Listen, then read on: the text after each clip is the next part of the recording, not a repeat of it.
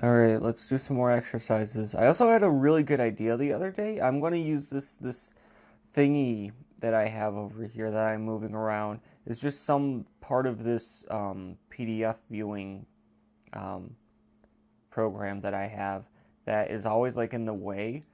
But then like last time I recorded, the cursor for whatever reason wasn't there. Like it appears that sometimes the pointer it gets captured on the capture that I'm using, and sometimes it doesn't get captured.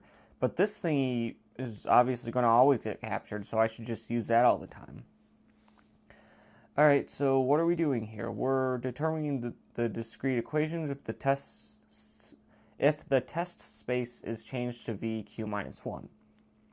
So when we first derive them, we derive them for VQ0. So polynomials up to degree Q, which were 0 at the boundary. But here we're doing polynomials. We don't have any restrictions on the boundary values, but we do have the, we only go up to Q minus 1. So again, so how do we get these discrete equations? What we do is we want this equation here to hold for all vectors v in the test space. And of course, like this thing here is a discrete version of, well, this is like the sums of the xi, j, t to the j. Those are sort of giving us the approximation, and so we're sort of trying to see that like this integral should be 0 for all vectors v in whatever space we're considering our functions on, but for our approximation we're only going to require this equation in our test space, and the test space we're using is VQ minus 1. And so we basically do the same exact calculations that we did before. We go from here to here and we get this equation, which is basically the exact same thing as we had in the textbook, but the only thing that's different are the I values.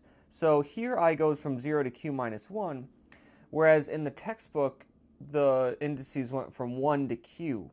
And that's because in the textbook, what's really going on here is the basis changes.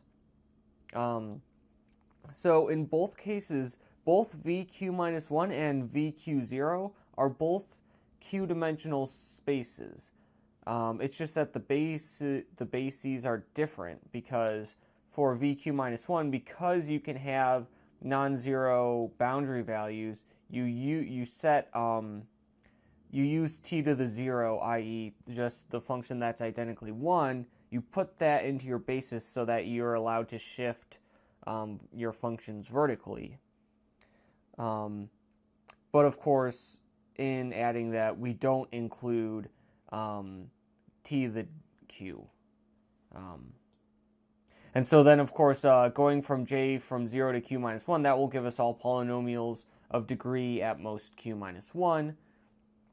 And then in the previous scenario, when we were considering VQ naught, it turns out the basis for that, well, you can't have that constant term in there, because if you shift vertically, then you're not satisfying the boundary conditions anymore. But all the other ones are automatically 0 when you plug in t equals 0. And so taking t as in t to the 1 through t to the q, those formed a basis for functions of degree at most q, which vanish at 0. So that's why the bases changed, and so that's how we get this. And those are, these are the discrete equations. Basically, you just do the exact same thing that's in the textbook, but you just change the range of the i's. And yeah, that's about it.